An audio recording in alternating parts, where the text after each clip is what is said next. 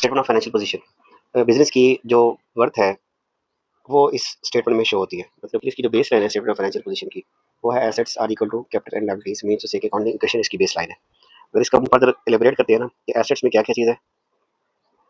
Asset में आपके पास दो है, एक नॉन करंट एसेट्स जिनकी लाइफ मोर देन 1 ईयर है। सेकंड है आपके पास है करंट एसेट्स। जब हम लायबिलिटी की बात करते हैं तो लायबिलिटी में भी दो चीज़ें हमारे पास, एक लॉन्ग टर्म लायबिलिटी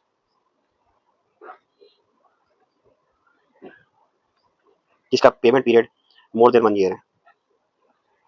सेकंड है हमारी करंट लायबिलिटी जो विद इन 1 ईयर हम पेमेंट करते हैं। विद इन 1 ईयर का मीनिंग ये होता है कि ये जिस डेट पे फाइनेंशियल पोजीशन बनी होती है उसके नेक्स्ट 12 मंथ्स में जो पेमेंट करनी है वो आपकी करंट लायबिलिटीज है। अब आ जाते हैं कैपिटल पे। कैपिटल का स्ट्रक्चर डिपेंड करता है कि ये सोल ट्रेडर है, पार्टनरशिप बिजनेस है या कंपनी का है। जब कंपनी की बात करते हैं तो कंपनी का जो कैपिटल की जो मूवमेंट है, जो कैपिटल का स्ट्रक्चर है वो बेस होगा equity means statement of change in equity के बैलेंसेस जो है ना, जो क्लोजिंग बैलेंसेस है वो फाइनेंशियल पोजीशन में इक्विटी साइड पर रिफ्लेक्ट होंगे।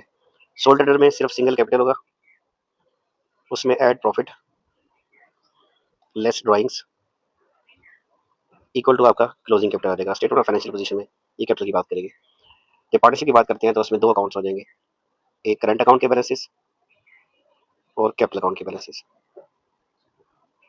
इसको हम फर्दर रिकॉल करते हैं। स्टेटमेंट ऑफ फाइनेंशियल पोजीशन जो है ये कंपनी की वर्थ शो करती है एसेट्स लायबिलिटीज और इक्विटी स्ट्रक्चर की। ये किसी एक स्पेसिफिक डेट पे होती है, नॉर्मली ये ईयर एंड का बैलेंस है।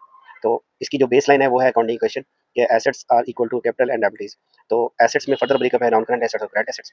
लायबिलिटीज में भी दो ब्रेकअप है, लॉन्ग टर्म लायबिलिटी और करंट लायबिलिटीज। लेकिन जब हम कैपिटल स्ट्रक्चर की बात करते हैं, कैपिटल स्ट्रक्चर डिपेंड कर रहा होता है हम किस कंपनी की फाइनेंशियल पोजीशन बना रहे हैं या किस बिजनेस की फाइनेंशियल पोजीशन बना रहे हैं। अगर वो बिजनेस कोई सोल ट्रेडर का है तो उसमें सिर्फ कैपिटल की मूवमेंट रिकॉर्ड होनी है, ये वाली कि ओपनिंग कैपिटल इसका कितना था, प्रॉफिट कितना अर्न हुआ, ऐड ऑन हो जाएगा, ड्राइंग कितनी है तो क्लोजिंग कैपिटल बन जाएगा।